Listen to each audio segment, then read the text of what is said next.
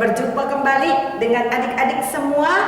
Kita mulai kembali dengan ibadah kita. Bersyukur karena Tuhan mengasihi kita. Dia memanggil kita untuk beribadah, bersukacita karena Yesus amat cinta kepada kita semua.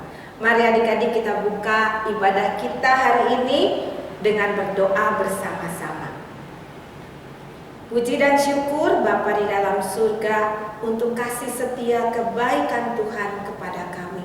Tuhan, sudah 1 minggu dilewati dan Kau tetap menyertai kami. Oh, puji syukur Tuhan untuk kasih setia Tuhan, kebaikan-Mu. Tuhan, hari ini kami akan ibadah kembali. Tuhan, tolong hati pikiran kami dipenuhi dengan Roh Kudus-Mu, sehingga kami boleh mengerti, bahkan kami sukacita dan diberkati melalui ibadah hari ini. Tuhan, pimpin kami semua satu persatu. Di dalam nama Tuhan Yesus. Amin. Adik-adik, apa kabarnya? Semua sehat kan? Nah, itu harapan kakak. Kita semua sehat, meskipun dalam keadaan sekarang ini keadaan PPKM. Nah, kalau PPKM semua terbatas, tapi kita tidak terbatas di dalam menikmati kasih Tuhan. Kasih Tuhan itu tidak pernah terbatas, bahkan kasih Tuhan itu melimpah buat hidup kita. Ia selalu menyertai kita dan Ia selalu menopang hidup kita. Karena itu kita mau menyanyi berterima kasih kepada Bapa kita yang berkati. Ya, kita mau nyanyi bersama-sama. Terima kasih Bapa.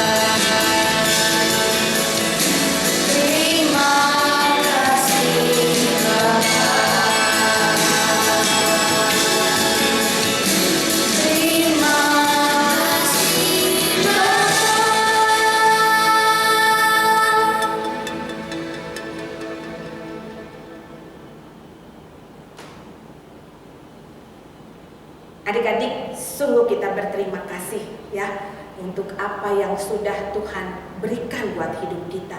Dalam keadaan apapun, apalagi sekarang, kita tidak bisa berbuat apa-apa kalau bukan tanpa pertolongan Tuhan. Kita dituntun dalam kita belajar, orang tua kita juga disertai di dalam bekerja, bahkan kita juga ditopang sehingga kita semua sehat adanya dan dapat menikmati keadaan yang baik meskipun di dalam keadaan suasana yang kurang baik. Nah, adik-adik, karena itu kita mau meletakkan hidup kita di dalam pengharapan kepada Dia saja, kepada Tuhan Yesus. Ya, kita buka firman Tuhan dari Amsal 10 ayat 28. Amsal 10 ayat 28. Harapan orang benar akan membawa sukacita, tetapi harapan orang fasik akan menjadi sia-sia. Nah, adik-adik, kalau kita benar di hadapan Tuhan, maka harapan kita akan membawa sukacita, membawa kekuatan buat hidup kita. Tapi kalau orang fasik, apa itu orang fasik? Orang fasik adalah orang yang tidak benar di hadapan Tuhan dan tidak percaya kepada Tuhan, maka harapannya akan sia-sia. Karena itu kita mau menjadi orang-orang benar. Harapan orang benar membawa sukacita, tetapi harapan orang fasik menjadi sia-sia. Mari kita sambut ya firman Tuhan ini. Kita mau menyanyi kudaki-daki. Mendaki apa? Mendaki bersama dengan Yesus di dalam segala hal membawa kebaikan. Kita tidak mau dalam keadaan apapun kita menjadi semangatnya berkurang, tapi kita menjadi sukacita di dalam Tuhan. Adik-adik, kita menyanyi ya, mendaki-daki ya, kita mendaki bersama dengan Tuhan ya.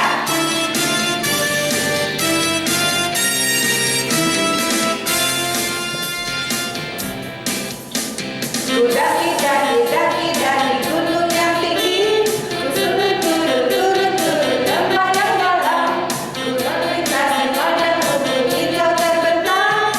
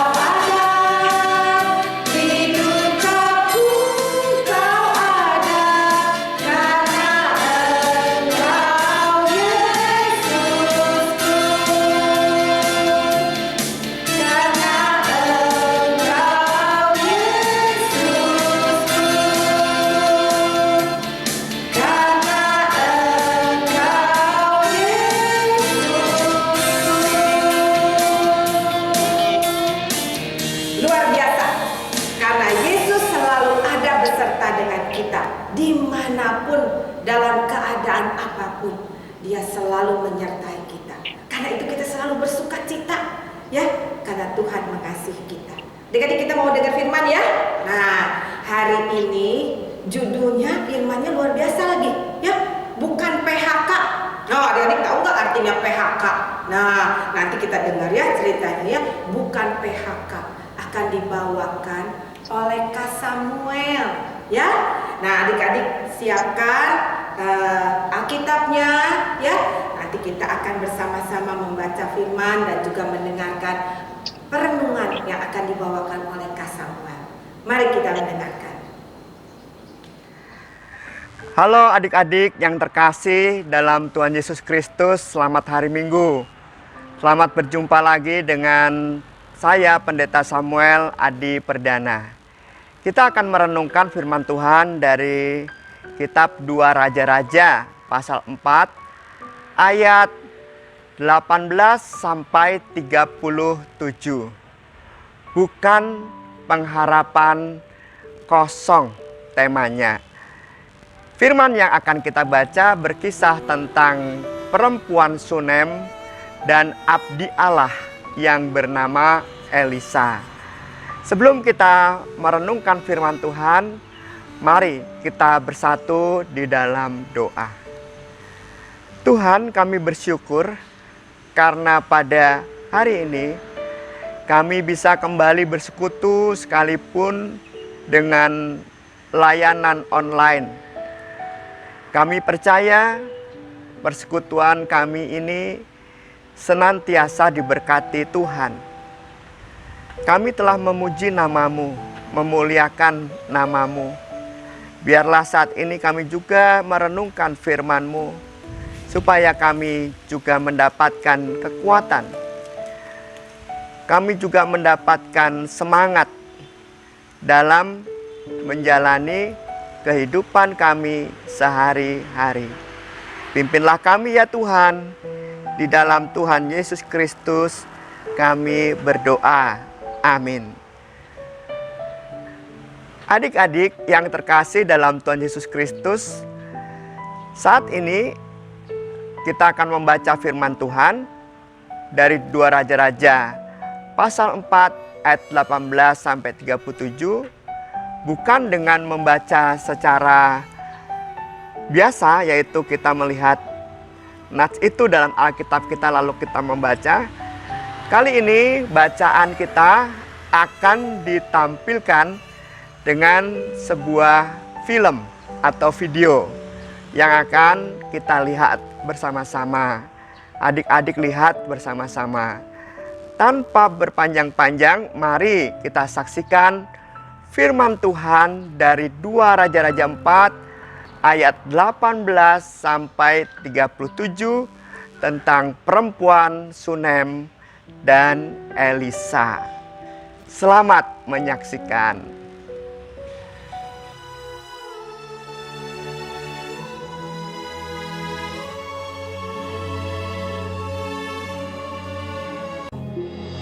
Pada suatu hari, Elisa pergi ke Sunem. Di sana tinggal seorang perempuan kaya yang mengundang dia makan. Dan seberapa kali ia dalam perjalanan, singgahlah ia ke sana untuk makan. Berkatalah perempuan itu kepada suaminya, "Sesungguhnya aku sudah tahu bahwa orang yang selalu datang kepada kita itu adalah abdi Allah yang kudus. Baiklah kita membuat sebuah kamar atas yang kecil, yang berdinding batu. Maka apabila ia datang kepada kita, ia boleh masuk ke sana." Pada suatu hari, datanglah ia ke sana. Lalu masuklah ia ke kamar atas itu dan tidur di situ. Kemudian berkatalah ia kepada Gehazi, "Apakah yang dapat kuperbuat baginya?" Jawab Gehazi. "Ia tidak mempunyai anak, dan suaminya sudah tua." Lalu berkatalah Elisa, "Panggillah dia. Sesungguhnya engkau telah sangat bersusah-susah seperti ini untuk kami. Apakah yang dapat kuperbuat bagimu? Pada waktu seperti ini juga, tahun depan, engkau ini akan menggendong seorang anak laki-laki. Tetapi jawab perempuan itu, Ya abdi Allah, janganlah berdusta kepada hamba-Mu ini. mengandunglah perempuan itu, lalu melahirkan seorang anak laki-laki pada waktu seperti itu juga pada tahun berikutnya, seperti yang dikatakan Elisa kepadanya. Setelah anak itu menjadi besar, pada suatu hari keluarlah ia mendapatkan ayahnya di antara penyabit-penyabit gandum. Tiba-tiba menjeritlah ia kepada ayahnya. Aduh, kepalaku, kepalaku. Lalu kata ayahnya kepada seorang bujang, Angkatlah dia dan bawa kepada ibunya. diangkatnyalah dia, dibawanya pulang kepada ibunya. Duduklah dia di pangkuan ibunya sampai tengah hari. Lalu naiklah perempuan itu, dibaringkannyalah dia di atas tempat tidur abdi Allah itu. Ditutupnyalah pintu dan pergi, sehingga anak itu saja di dalam kamar. Dipelanainyalah keledai itu. Demikianlah perempuan itu berangkat dan pergi kepada abdi Allah di Gunung Karmel. Dan sesudah ia sampai ke gunung itu, lalu berkatalah perempuan itu, Adakah ku minta seorang anak laki-laki daripada Tuhanku? Bukankah telah kukatakan, jangan aku diberi harapan kosong.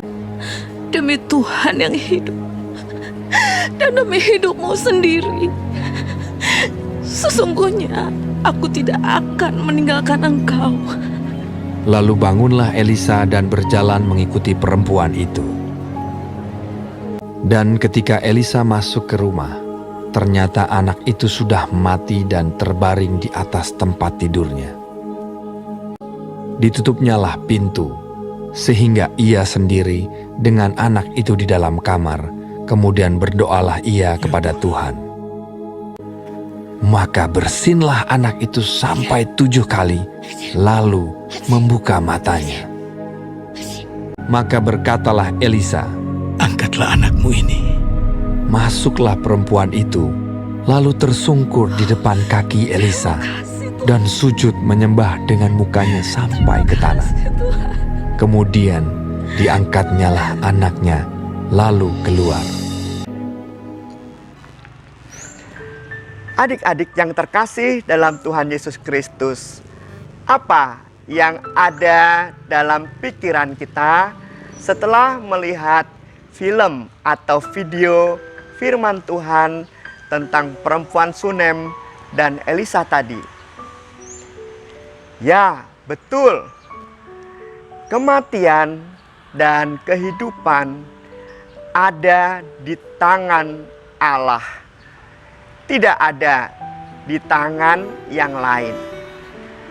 Pendeta Samuel hidup, adik-adik hidup, orang tua adik-adik hidup, dan adik-adik punya opa oma hidup, ya, adik-adik juga punya saudara-saudara, teman-teman, guru-guru, semua hidup. Tumbuh-tumbuhan juga hidup, ya, ikan-ikan, binatang di udara juga, burung-burung, semua makhluk hidup. Semua makhluk yang hidup ini penguasanya adalah Allah. Kematian dan kehidupan kita ada di tangan Allah. Dalam cerita perempuan Sunem dan abdi Allah Elisa, kuasa Allah ini yang bisa memberi kehidupan dan menguasai juga kematian diberikan kepada Elisa. Ya, saat anak perempuan Sunem itu meninggal, ya entah kenapa tadi kepalanya pusing, lalu ditidurkan di tempat Elisa biasa menginap di sana kalau berpergian. Selain makan di tempat perempuan Sunem itu, Elisa juga tidur, nah anak itu ditaruh di sana. Lalu perempuan Sunem yang memiliki anak itu merasa sedih dan sedikit agak kecewa. Kenapa? Karena dulu sebelum ia punya anak, Elisa lah abdi Allah ini yang berkata, karena kebaikan perempuan Sunem ini yang menyediakan makan dan tempat saat Elisa melewati rumah itu, Elisa menawarkan, apa yang bisa ku perbuat untukmu. Ceritanya Elisa mau berterima kasih. Kemudian ada hambanya Elisa bernama Gehazi. Gehazi bilang, perempuan itu dan suaminya belum memiliki anak. Lalu Elisa berkata kepada perempuan Sunem itu dan suaminya bahwa kamu akan punya anak. Nah sekarang sudah punya anak, anaknya sudah besar, kok meninggal gitu loh. Disangka abdi Allah ini mempermainkan, dikasih anak gitu ya, dari Allah hidup, kok diambil lagi meninggal gitu. Nah perempuan Sunem ini pergi menemui Elisa dengan keledainya dan memohon kepada Elisa supaya bisa melakukan sesuatu terhadap anaknya yang sudah mati itu. Elisa pergi ke rumah perempuan Sunem ini, naik ke lantai atas tempat ia tidur dan menginap, lalu ditutuplah pintu. Kemudian abdi Allah itu Elisa berdoa ya, kepada Bapa, kepada Allah, dan sembuhlah anak itu bersin-bersin. Sampai berapa kali tadi? Sampai 7 kali. Dan anak itu yang tadi meninggal hidup lagi. Ini menandakan Allah berkuasa atas kehidupan. Itu yang pertama. Yang kedua, perempuan Sunem ini sangat yakin kalau Allah itu penguasa kehidupan. Sehingga ketika anaknya meninggal, perempuan ini bingung sih, tetapi dia segera tahu kemana. Bingungnya ini diserahkan, yaitu kepada Tuhan melalui abdi Allah ini. Dikatakan perempuan Sunem itu adalah seorang yang taat kepada Allah dan sangat menghormati abdi Allah. Apa yang kita bisa pelajari dari kisah ini? Satu tadi, ingat, kita imani bahwa Allah kita menguasai hidup dan mati kita. Oleh sebab itu, yang kedua yang bisa kita pelajari adalah berharaplah kepada Allah. Sekalipun kita mengalami kesusahan. Di musim pandemi ini, adik-adik, banyak anak-anak yang orang tuanya meninggal dunia karena COVID-19. Sungguh menyedihkan. Banyak om kita ya, atau om teman kita, atau kenalan papa mama ya, atau bahkan saudara kita ataupun yang lain yang meninggal juga karena COVID-19.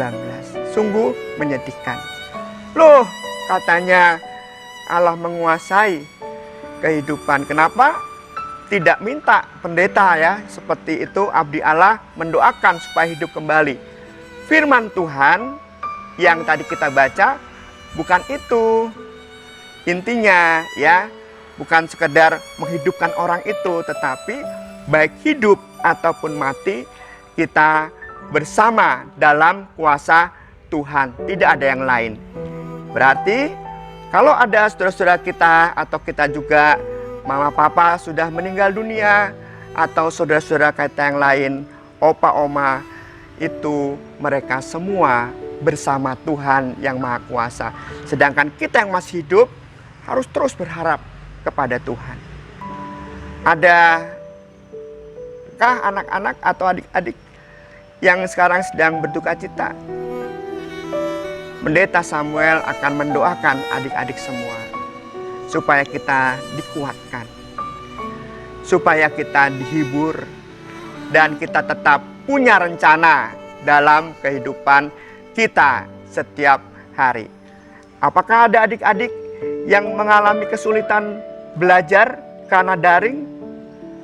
Udah stres ya, pusing itu. Terus kemudian juga sekarang 12 plus bisa vaksin, mau vaksin ragu-ragu, takut dan seterusnya, atau bahkan setelah vaksin jadi bingung ya, atau mau vaksin bingung juga, ngantrinya panjang dan seterusnya.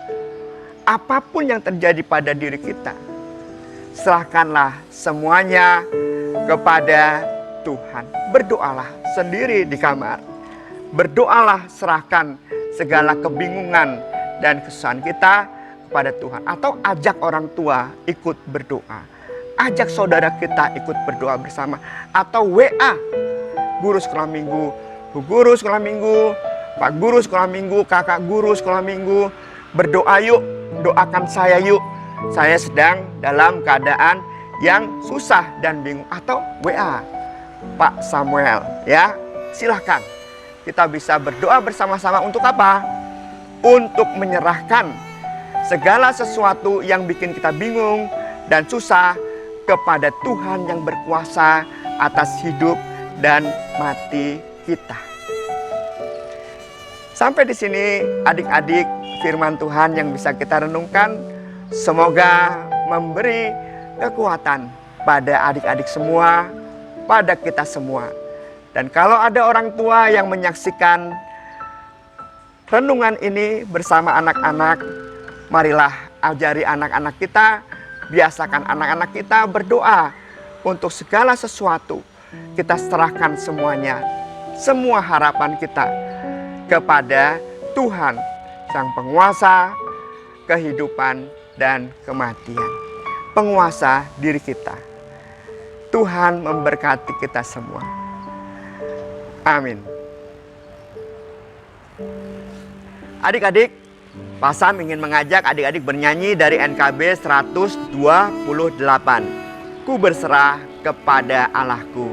Yuk kita nyanyi bersama-sama. Kita ekspresikan hidup yang berserah kepada Allah yang menguasai hidup dan mati kita, yang tidak pernah memberi harapan yang kosong. Kita nyanyikan dengan lagu Ku berserah kepada Allahku.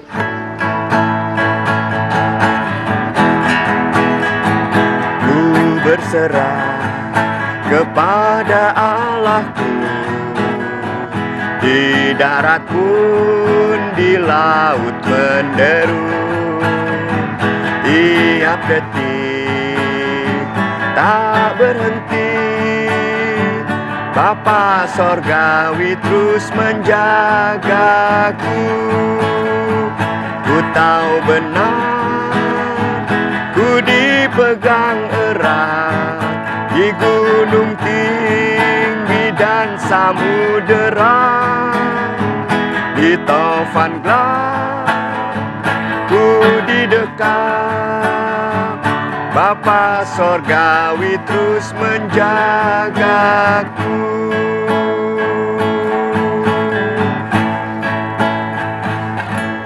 Tuhan memberkati kita semua. Amin. Mari kita bersatu di dalam doa. Kami bersyukur kepada Tuhan yang senantiasa memberkati. Biarlah kami belajar menyerahkan hidup kami ke dalam tangan-Mu. Karena di dalam penyerahan kepada Tuhan akan hidup kami, harapan kami pasti. Kami berdoa juga untuk orang tua kami. Mereka bekerja dan berjuang untuk melakukan hal yang terbaik bagi kami semua. Dan kami juga berdoa untuk studi atau sekolah kami semua. Ya Tuhan, biarlah Tuhan menyertai juga. Kami berdoa untuk guru-guru sekolah minggu. Kami berdoa juga untuk vaksinasi anak-anak 12 tahun ke atas. Kiranya Tuhan senantiasa memberkati.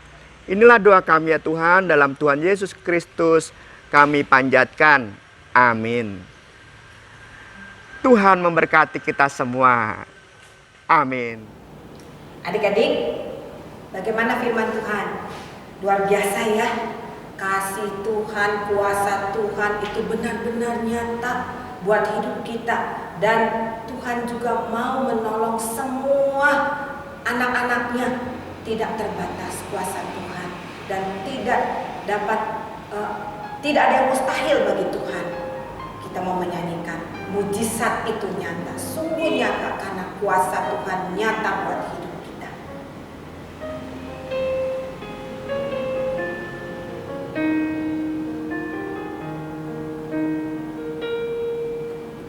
Tak terbatas kuasa-Mu Tuhan, semua dapat Kau lakukan.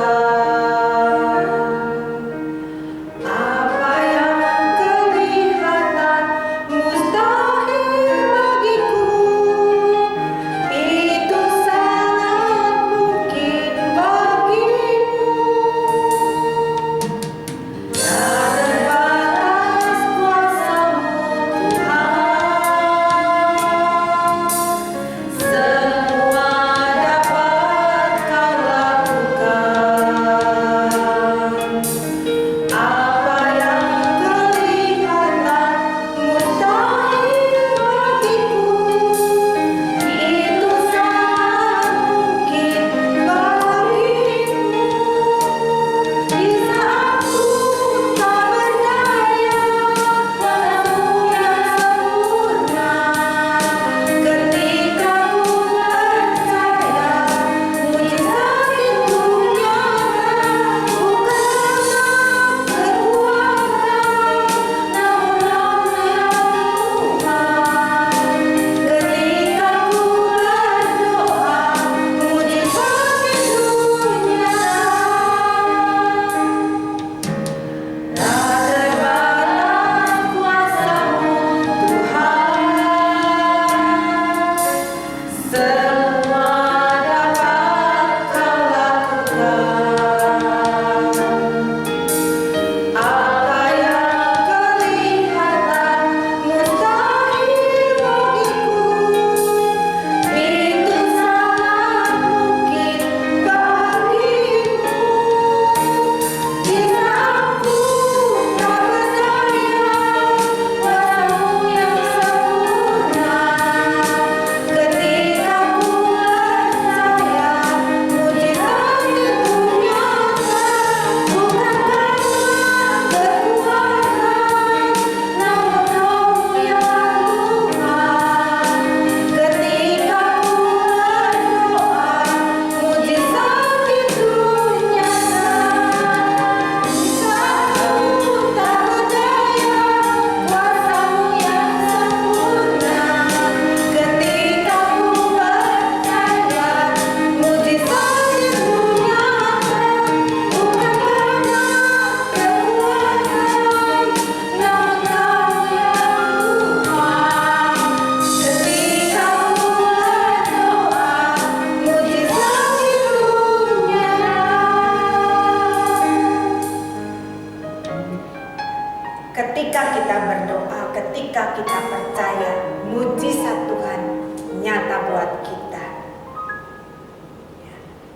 Adik-adik, kita mau mengumpulkan persembahan. Adik-adik dapat mengumpulkannya, dititipkan kepada orang tua bersama-sama nanti dengan orang tua. Adik-adik bisa masukkan ke dalam amplop ya uangnya, lalu kalian persembahkan. Kita tetap mempersembahkan meskipun kita beribadah online, karena itulah ucapan syukur kita kepada Tuhan.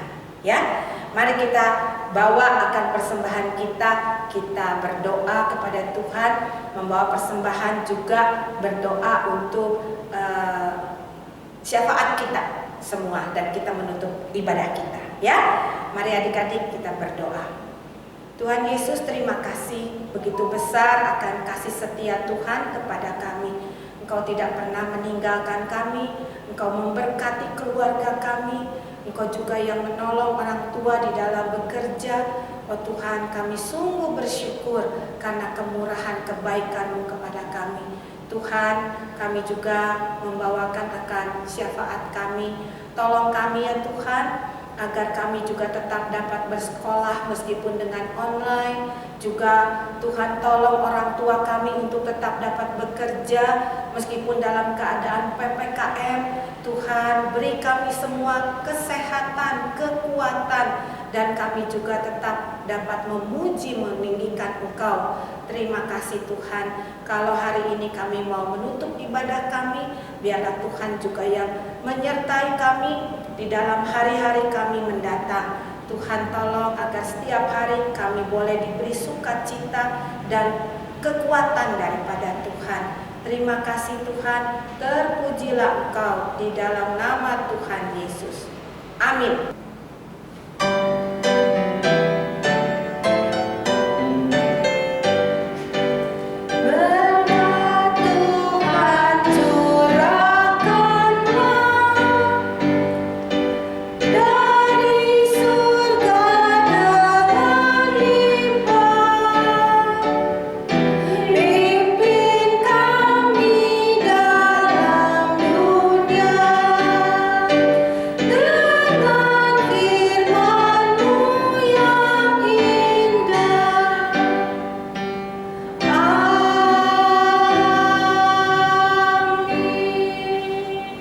Ibadah kita hari ini selesai adik-adik. Biarlah kita tetap menyerahkan harapan kita kepada Tuhan. Dan kita tetap percaya berdoa bahwa Tuhan tetap berkuasa menyertai, menuntun, menopang kita. Tetap jaga kesehatan, ingat pakai masker, cuci tangan, jaga jarak, hindari kerumunan, ya. Dan kita tetap berdoa. Tuhan akan menyertai kita. Amin.